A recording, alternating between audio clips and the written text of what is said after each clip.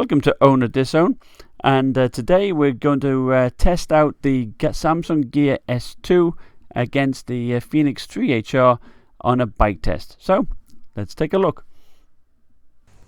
Alright, go. So I'm measuring it with comparing it to a heart rate strap.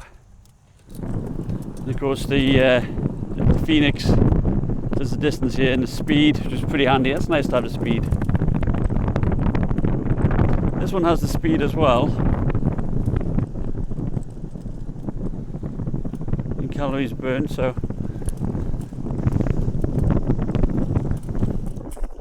But the objective here really is to see the difference in the heart rate. We already know that the Samsung measuring the distance is not totally accurate compared to the Fenix. But it'll be good to have a look at the speed as well. So interestingly, when I'm stationary, the Samsung says I'm doing 1.1 miles per hour and I'm stationary. That's funny, isn't it? Well, the Fenix says 0. So that's a big difference there. Alright, so now we're moving. The Fenix says 16.5. Samsung 14. So let's have a look. 11.5, 12 say, 13.7. So now let's have a look at the heart rate.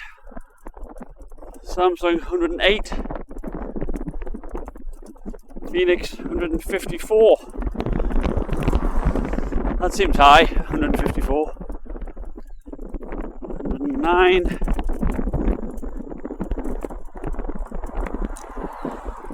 155.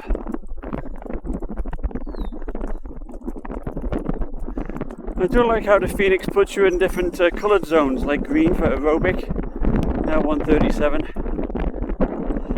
Then it goes into orange, which is threshold, and I think red is maximum.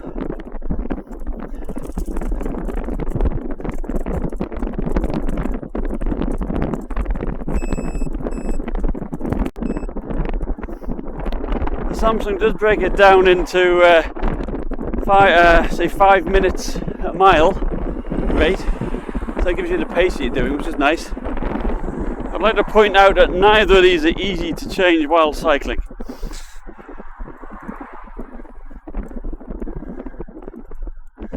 Alright, distance. Samsung at 3.05, so that's not too far off. In fact, that's different to the walking test I did over the circuit I had measured out. So on the Fenix, I did 3.81 miles, 194 calories.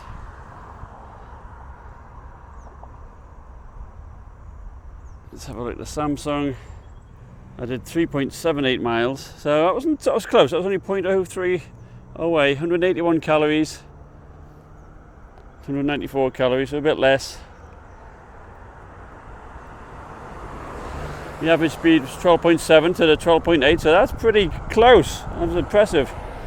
Heart rate, let's have a look. There's a little map, of course, on there. That's a max heart rate. I'd have to look at S Health app on my phone to check out what the heart rate was, so I'll do that in a second. Alright, so going back to the Fenix, it's, max speed was 17. It gives you good max speed, while the Samsung doesn't. And it gives you the ascent, how much you've gone up and down, so it's 19 foot. Average heart rate 132. So we'll have a look at the my heart rate sensor.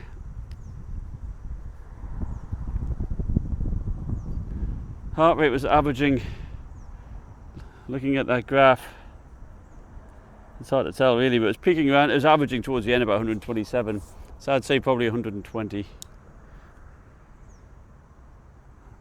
Yeah, this is certainly higher, and we'll check on this one.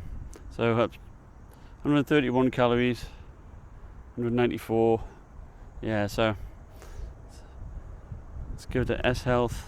So the app says the average speed was around about just shy of 15, and the average heart rate was 110 compared to 132 here, and on the app we said it was about 100 and what did we say it was? More like I say 115 or so. So I'd say the Samsung was closest. I'd say the Samsung won that challenge. Alright.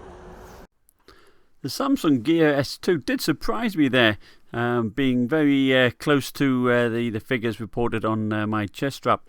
But I did like how the Fenix 3HR had a lot of information on one screen, so you didn't have to fiddle around rotating the screen or swiping with your finger.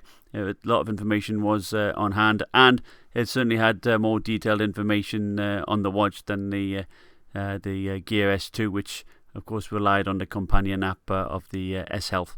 But both watches did well, and I hope you found that video useful, and if you did, please give me a thumbs up and subscribe. Thanks for watching. See you next time.